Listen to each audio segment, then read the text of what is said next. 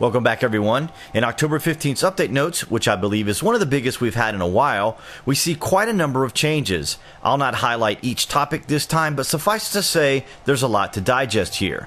These changes will require that we acclimate to new key controls. One of the first things you'll notice is that we have a new UI, one of the many things you will be acclimating to, and as you can see here, we can now lock and unlock the hotbar.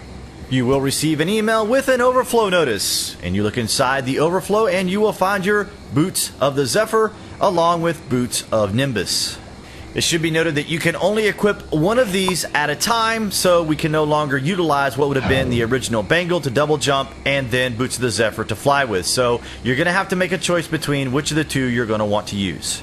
As you make your way over to the Outfitters table, you will now see a foot items section to which you can now make these particular sets of armor with stats.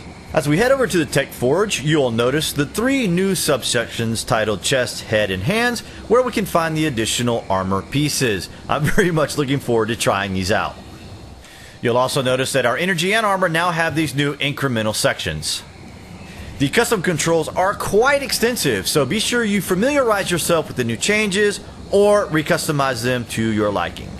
Much to my chagrin, and despite my best efforts to recustomize the combat keybinds, I'm still not able to remap mouse button 2, which is our combat heroic movement, but more specifically the button we've always used for mouse look and strafing.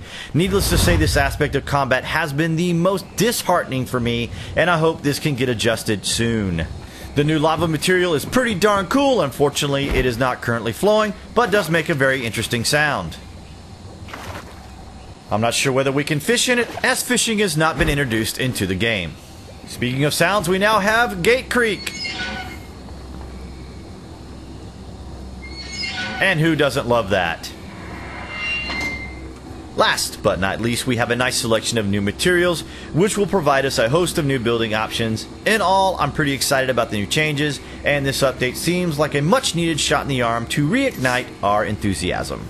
I want to remind everyone that I'm now broadcasting on Twitch. Check that publish section below so you can start following, and I should have a broadcast schedule out soon. Thanks for watching everyone. Hit that like button and subscribe for future Landmark news.